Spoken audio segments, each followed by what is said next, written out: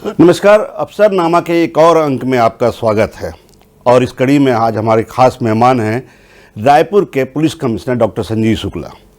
Doctor Sanjeev Shukla के बारे में अगर मैं बताऊं तो वो 2004 बैच के आईपीएस हैं और इसके अलावा पूरे प्रदेश में, केवल छत्तीसगढ़ में ही नहीं, मध्य प्रदेश में भी कई जिलों में उन्होंने अपनी सेवाएं दी हैं।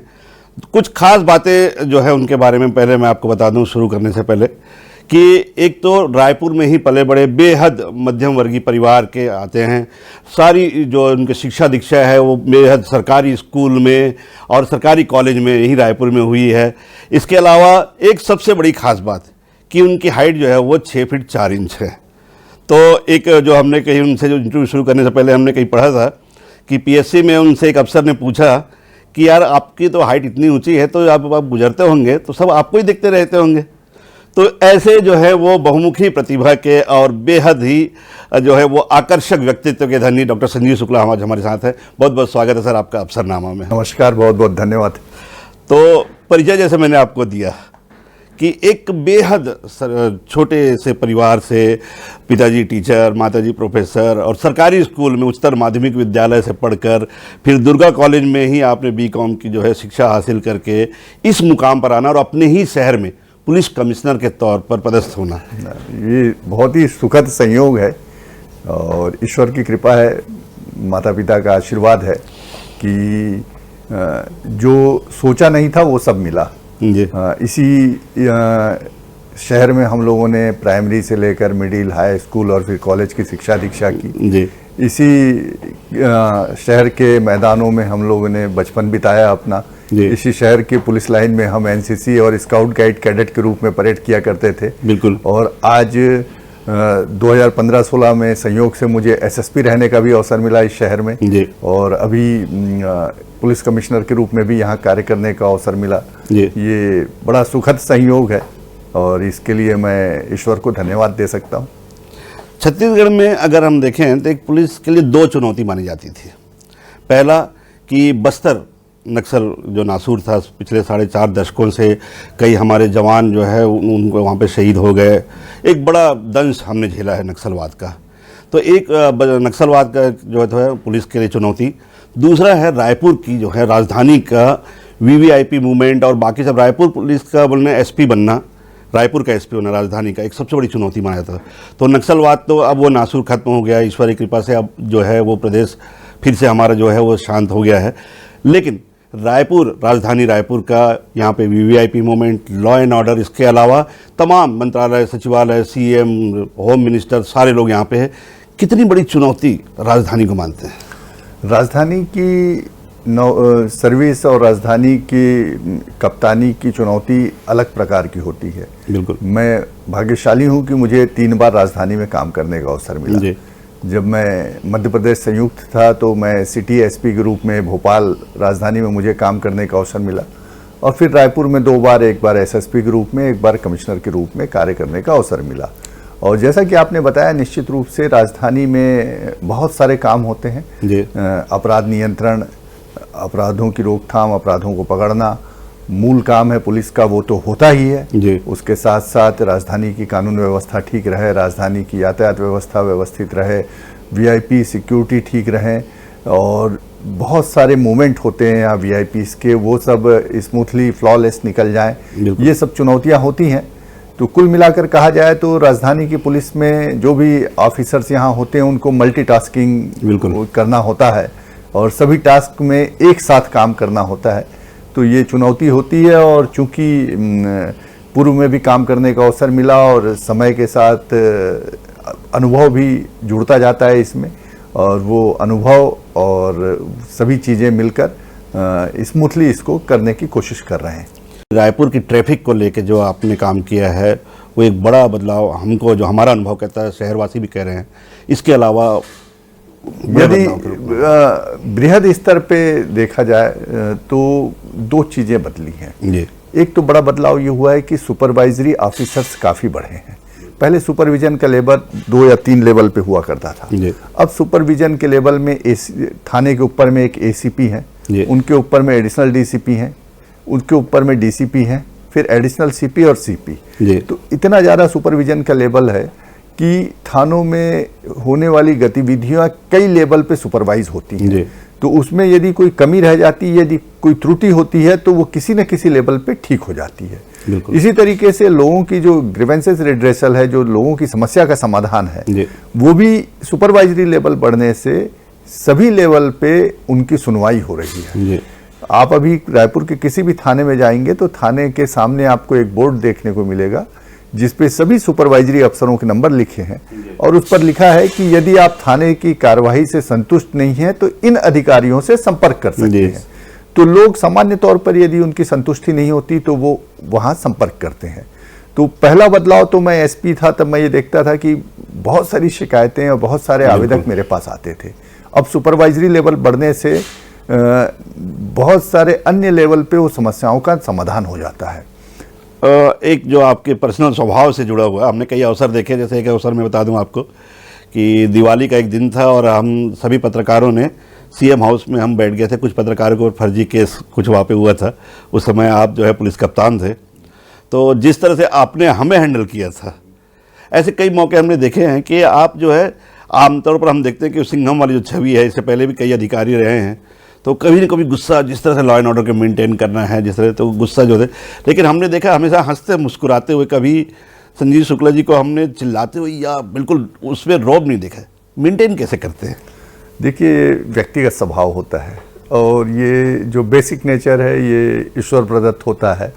तो एक तो बेसिक नेचर का इसमें असर होता है, दूसरा अनुभव का भी इसमें। मतलब मैं आपको बता दूं कि आपके ही जो स्टाफ हैं, जो आपके नीचे के हैं, उन्होंने कूल कॉप का नाम दिया है आपको।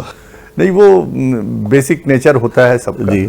और दूसरा, रायपुर में या छत्तीसगढ़ में मुझे ये, चूंकि मैं यहीं पैदा हुआ, यहीं पढ़ा लिखा, जी। तो यहाँ किसी भी फील्ड में, चाहे कोई जनप्रतिनिधि हो, चाहे मीडिया से जुड़े हुए लोग हों, सभी किसी न किसी रूप में सर्विस में आने के पहले से भी साथ में जुड़े रहे हैं। तो एक संबंधों का लिहाज भी होता है और वो संबंधों का लिहाज दोनों तरफ से होता है, न सिर्फ सामने की तरफ से होता है, हमारी तरफ से भी होता है।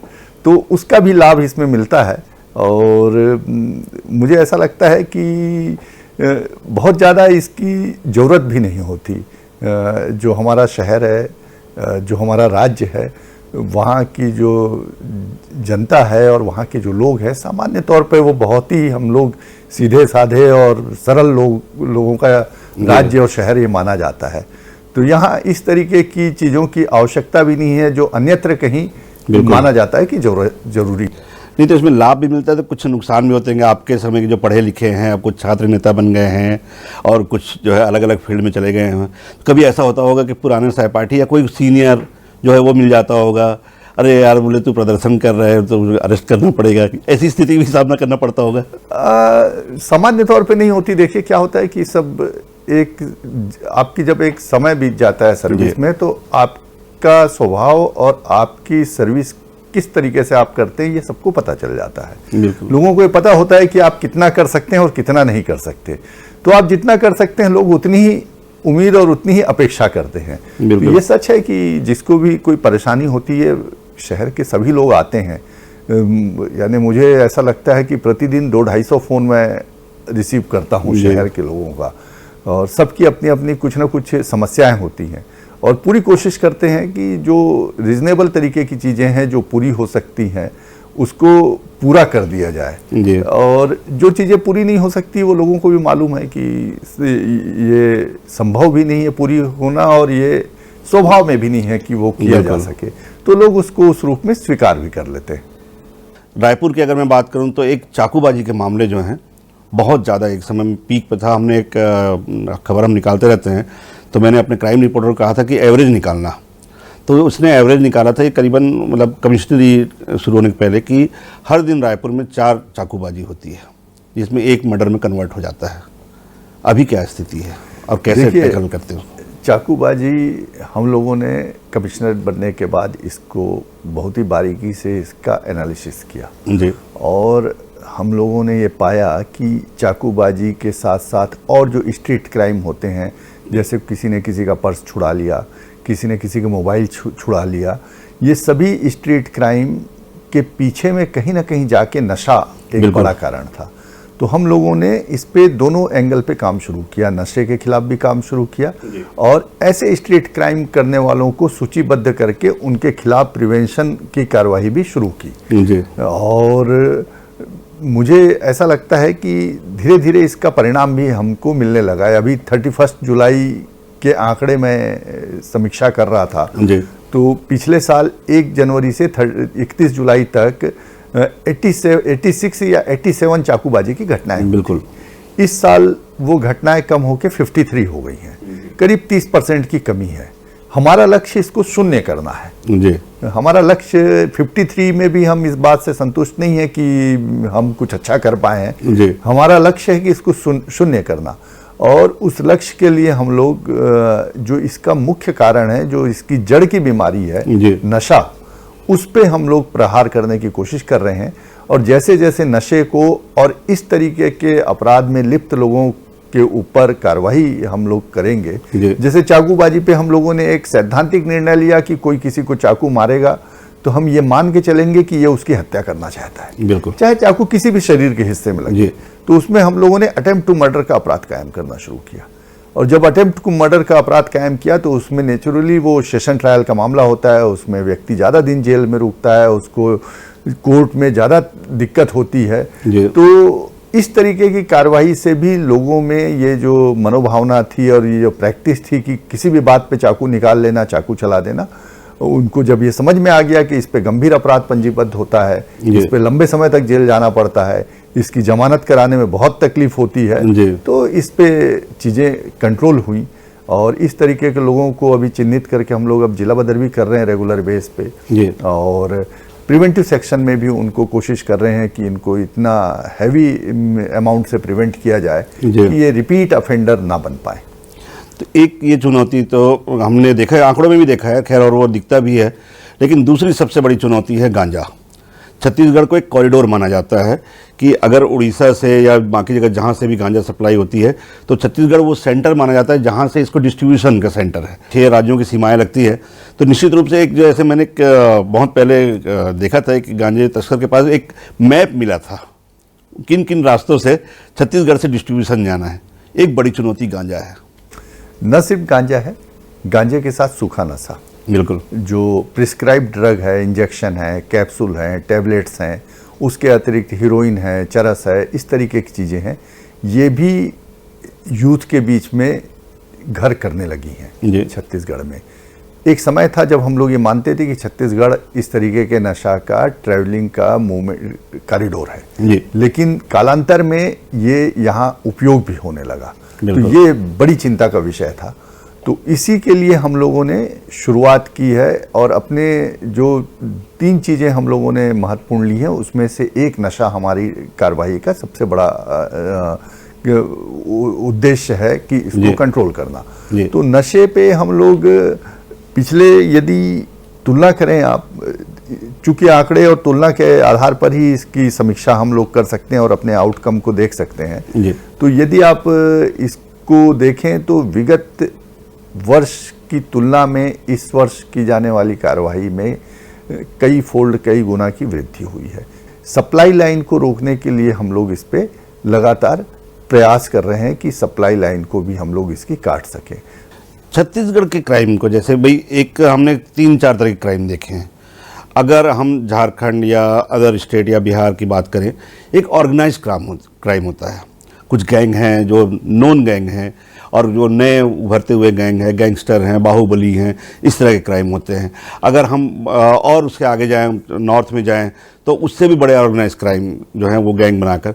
छत्तीसगढ़ में इस तरह की गैंगवार तो हमने खैर कम देखी है, लेकिन कहीं ना कहीं उस तरह के क्राइम तो जो रेट है, क्राइम रेट में, अगर आप 6 या 7वें नंबर पे आते थे पहले, अब तो खैर हम 11वें नंबर पे आ गए हैं। किस तरह का क्राइम देखते हैं आप? देखिए, छत्तीसगढ़ में संयोग से छत्तीसगढ़ हमारा शांति का टापू कहा जाता है और वास्तव में है भी।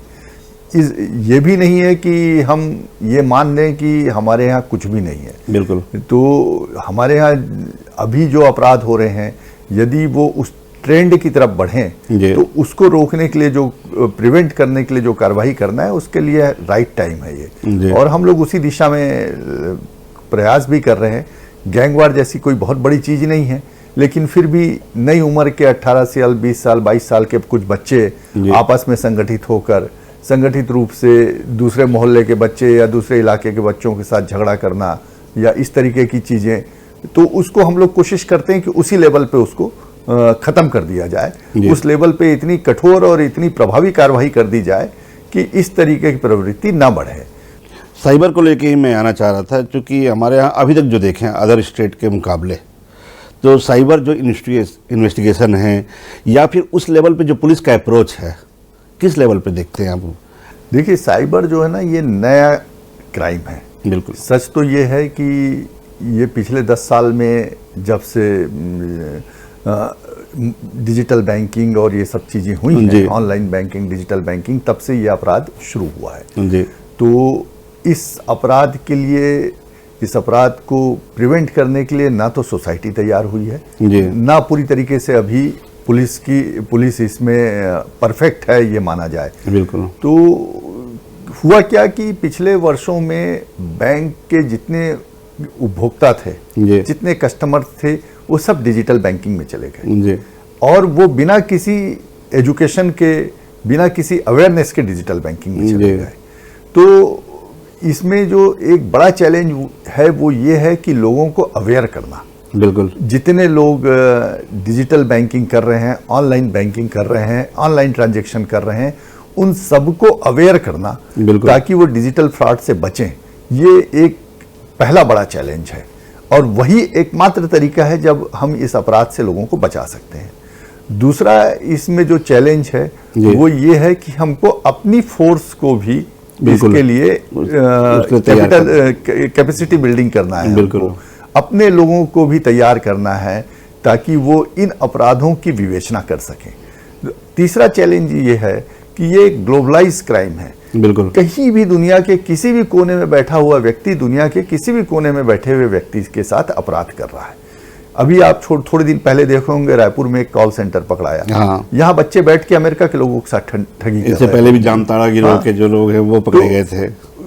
और ये कई लेयर में अपराध होता है। इस अपराध की समस्या ये है कि ये अपराध यदि एक अकाउंट से पैसा गया दूसरे अकाउंट में, तो दूसरे अकाउंट से फिर तीसरे अकाउंट और तीसरे से चौथे और चौथे से पांचवें अकाउंट में जाने में समय नहीं लगता। बिल्कुल। तो ये लेयर में होने वाला अपराध है और इसमें जो कॉल करने वाला व्यक्ति वो कहीं बैठा होता है, जिसके अकाउंट में, म्यूल अकाउंट में पैसा जाता है वो कोई और व्यक्ति होता है, जो उस पैसे को निकालता है वो तीसरा व्यक्ति होता है, जो उस पैसे से ऑनलाइन मार्केट खरीदारी करता है या कोई उपयोग करता है वो चौथा व्यक्ति होता है। तो ये एक बड़ा चैलेंज है और अभी भारत सरकार ने भी बहुत सारे पोर्टल और इस तरीके की चीज़ें बनाई हैं जिनका उपयोग करके इन पे प्रभावी कार्रवाई हो रही है। तो मुझे लगता है कि हम लोग सही दिशा में बढ़ रहे हैं और ये सच है कि आने वाले समय के लिए साइबर अपराध एक पुलिस के लिए बड़ा चैलेंज है। एक जो बेसिक समस्या छत्तीसगढ़ पुलिस को हमेशा से जो है, खासतौर पर राजधानी पुलिस को जो हमेशा फेस करनी पड़ती है, वो होता है बल की कमी। जो स्वीकृत बल है और जो हमारे पास मौजूद बल हैं, हम थानों में जाते हैं तो पट्टी लिखी रहती है कि भाई स्वीकृत बल जो है 180 है और मौजूद बल जो है वो 87 है। ये कितनी बड़ी चुनौती मान लीजिए। देखिए, ये समस्या सभी जगह होती है, सभी विभागों में समस्या होती है। जितनी जरूरत है उतना मैन पावर नहीं होता। पुलिस के लिए ज़्यादा गंभीर इस कारण हो जाती है क्योंकि हम मैन पावर को किसी और चीज से रिप्लेस नहीं कर सकते। बिल्कुल। यदि ट्रैफिक के चौराहे पे जवान को खड़ा होना है तो उसको और किसी तरीके से हम वहां जवान ही खड़ा हो, कोई ऑप्शन नहीं। यदि रात की गश्त में जवान को निकलना है तो उसको और कोई तरीका नहीं है, जवान को ही निकलना होगा। तो पुलिस के लिए थोड़ा सा ज्यादा बड़ा चैलेंज होता है और ये सही है कि बल की कमी जितनी आवश्यकता है उससे हमेशा से कम रहा है बल।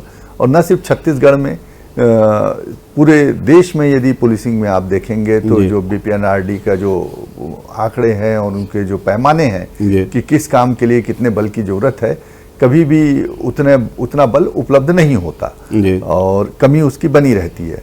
लेकिन अभी पिछले संयोग से पिछले कुछ महीनों में करीब 6-7 हज़ार आरक्षक पुलिस में नए रिक्रूट होके आए, 300-400 आरक्षक यहाँ रिक्रूट होके आए, 1000 करीब थानेदार जो सब इंस्पेक्टर हैं वो रिक्रूट होके आए। रायपुर को ही पिछले 2 महीने पहले 60 सब इंस्पेक्टर नए मिले। तो कुछ राहत इसमें मिली है, कुछ पूर्ति हुई है और लेकिन ये ऐसी चीज है कि हम एक डिमांड जनरेट करते हैं कि हमको इतने आदमी की जरूरत है जी, और जब तक वो पूरी होती है तब तक समाज और आगे बढ़ जाता है, बिल्कुल, तब तक वो आवश्यकता और बढ़ जाती है, और बढ़ जाती है, बिल्कुल। फिर जब हम उसकी जनरेट करते हैं तब तक फिर तब तक सोसाइटी आगे बढ़ जाती है। तो तब ये तक आबादी और जो, बढ़ती हाँ, है। ये जो अंतर है ये हमेशा बना रहता है। लेकिन हम वालों की कोशिश ये होती है कि जो भी उपलब्ध है, जी, मैन पावर हो या अन्य संसाधन हो, उसका जो मैक्सिमम यूटिलाइजेशन है जी। वो हम लोग करने की कोशिश करते हैं ताकि रिजल्ट उसमें मिले। एक आखिरी सवाल, अभी तक हमने ये लोग मिथक है जो पढ़ते हैं आईएएस या आईपीएस का जो सपना देखते हैं, ये मिथक है कि नहीं वो एक हाई सोसाइटी से आएगा, आईएएस का बेटा आईएएस बनेगा, आईपीएस का बेटा आईपीएस बनेगा, या किसी बड़े उद्योगपति का बेटा होगा और इंग्लिश मीडियम में पढ़ के आएगा, फर्राटेदार इंग्लिश बोलेगा, हिंदी भी बोलेगा तो उसमें इंग्लिश का जो है एक्सेंट आएगा। लेकिन डॉक्टर संजीव शुक्ला एक जो है वो प्रेरक हैं इस मामले में युवाओं के लिए कि आप एक सरकारी स्कूल में पढ़कर, एक साधारण मध्यम वर्गीय परिवार में रहकर, एक छत्तीसगढ़ जैसे राज्य में भी रहकर, सरकारी कॉलेज में पढ़कर आप जो है उस पद तक पहुंच सकते हैं। तो अगर युवाओं को डॉक्टर संजीव शुक्ला एक अगर देंगे संदेश। देखिए, ये मिथक ही है, इसमें सच्चाई कुछ नहीं है। जी, यदि आप सोसाइटी में देखें तो सोसाइटी में हर फील्ड में जो भी लीड कर रहे हैं जी, वो सभी निम्न मध्यम वर्गीय और मध्यम परिवार से आए हुए ही हैं। जी, न सिर्फ आप सर्विसेज में देखें, आप पॉलिटिक्स में भी देखें, आप अपनी जिस फील्ड से आप आते हैं मीडिया में भी देखें, और भी दूसरी फील्ड में देखें, तो जो मध्यम वर्गीय परिवार से या निम्न मध्यम वर्गीय परिवार से बच्चे निकलते हैं, वो ही बच्चे अधिकांश जगह सोसाइटी को आने वाले समय में लीड करते हैं। तो ये मिथक है। और दूसरी बात ये भी है कि मैं बच्चों से यही कहना चाहूँगा, आपने कहा है कि दुनिया में कोई भी चीज़ असंभव नहीं है। मैं अपना ही उदाहरण देता हूँ। मैं स्कूल में जब पढ़ा करता था तो मुझे कुछ ऐसा था कि हमारी सिस्टर हम चाहती थी कि मैं इंजीनियर बनूं। उन्होंने जब मुझे मैथ्स दिलवाया, मुझसे गणित बिल्कुल नहीं बनता था, तब भी नहीं बनता था, आज भी नहीं बनता। मैं गणित में बहुत कमज़ोर हूँ। तो मुझे मैं 11th उस समय होती थी, 12th नहीं होती थी। मैं 11th की परीक्षा एक बार में पास भी नहीं कर पाया। मैंने सप्लीमेंट्री के साथ 11th मैंने सप्लीमेंट्री के साथ पास की। उसके बाद मुझे भी ये समझ में आया और मेरे घर वालों को भी समझ में आया कि मैं मैथ्स के लिए नहीं बना हूँ। फिर मैंने अपनी रुचि का विषय लिया और उस विषय में मैंने यूनिवर्सिटी में भी पोजीशन आई, कॉलेज में भी पोजीशन आई, और फिर उसी विषय पे आगे बढ़ते हुए मैं जो भी पाया वो यहाँ तक पहुँचा। तो मुझे ऐसा लगता है कि एक बड़ी चीज़ ये है कि हर व्यक्ति, हर बच्चा किसी न किसी अलग काम के लिए बना है। हर बच्चा कोई ना कोई अलग विषय पढ़ने के लिए और अलग काम करने के लिए बना है। यदि वो जिस काम के लिए बना है उसकी जो यूनिकनेस है उसको ख़त्म करके हम पेरेंट्स के रूप में या सोसाइटी के रूप में उससे कुछ और करवाना या पाना चाहेंगे तो वो नहीं पा पाता है। तो एक तो ये चीज़ें हैं कि बच्चों से मैं यही कहूँगा कि आप जिस काम के लिए बने हैं, आपको ऐसा लगता है कि आप जो कुछ कर सकते हैं उसमें ही सर्वोत्तम करने की कोशिश करना चाहिए। बच्चों के लिए यही है कि आप जो पाना चाहते हैं आपका फोकस क्लियर हो कि आप क्या पाना चाहते हैं, नंबर 1। दूसरा, उसको पाने के लिए आपकी कड़ी मेहनत करें जी। तीसरा, उस मेहनत की नियमितता को बनाए रखें। यदि आपने अपना फोकस क्लियर कर लिया, आपने कड़ी मेहनत कर ली, आप नियमित रूप से मेहनत करते रहे, तो दुनिया की कोई ताकत आपको वो पाने से नहीं रोक सकती जो आप पाना चाहते हैं। आप जो पाना चाहते हैं, आप जो बनना चाहते हैं वो बन सकते हैं। और बच्चों से एक बात मैं ये भी कहना चाहूँगा कि अभी जिस उम्र में 16 साल 17 साल से लेके 23-24 साल तक के बच्चे जो हैं हमारे, ये जीवन का सबसे महत्वपूर्ण समय होता है। इस महत्वपूर्ण समय का यदि हमने सदुपयोग कर लिया तो अगले जीवन के 40-50 साल बड़े अच्छे और बड़े आनंद के बीतते हैं। और यदि इस 7-8 साल को हमने गंवा दिया तो फिर आने वाला 30-40-50 साल बड़ा संघर्षपूर्ण रहता है। तो इस कारण ये जो समय होता है, बच्चे जब 9, 10, 11, 12 से लेकर कॉलेज और फिर आगे तक की तैयारी करते हैं, इस समय को हर बच्चे को फोकस्ड होके प्रयास करना चाहिए। और फोकस्ड होके प्रयास करें तो जो कुछ भी कोई पाता है वो आप ही की तरह व्यक्ति होते हैं। उसमें कोई विशेषता नहीं होती, सिर्फ उसमें एक लगन होती है जी। और उसमें कुछ पाने की ललक होती है। सकल पदारथ है जगमाही, कर्महीन कछु पावत नाही। तुलसीदास जी ने यही कहा था कि इसी दुनिया में सब कुछ है आपके पाने के लिए। और वही डॉक्टर संजीव शुक्ला कहते हैं कि अगर आप किसी भी परिवार से आते हैं, निम्न मध्यम वर्गीय परिवार से आते हैं, अगर आप में पाने की ललक है तो आप भी डॉक्टर संजीव शुक्ला जैसे उच्च पद पर आ सकते हैं और समाज को न केवल सुधारने की दृष्टि से किसी पद पर ही रहें। आज वो कमिश्नर हैं, राजधानी समेत पूरे आसपास के समाज को न केवल नशे से बल्कि अपराध से मुक्त करने की उन्होंने एक मुहिम छड़ी हुई है। और यही वो संदेश बाकी लोगों को देते हैं, बच्चों को देते हैं कि अगर आप में ललक है, अगर आप में योग्यता है, अगर आप में कंसंट्रेशन है, अगर आप में एक उद्देश्य है जीवन का, तो आप भी उन्हीं की तरह एक उच्च पद पर आकर इस समाज के लिए अपना योगदान दे सकते हैं। आज के अफसरनामा में इतना ही। अगली कड़ी में नए एक अधिकारी के साथ हमारी मुलाकात होगी। तब तक के लिए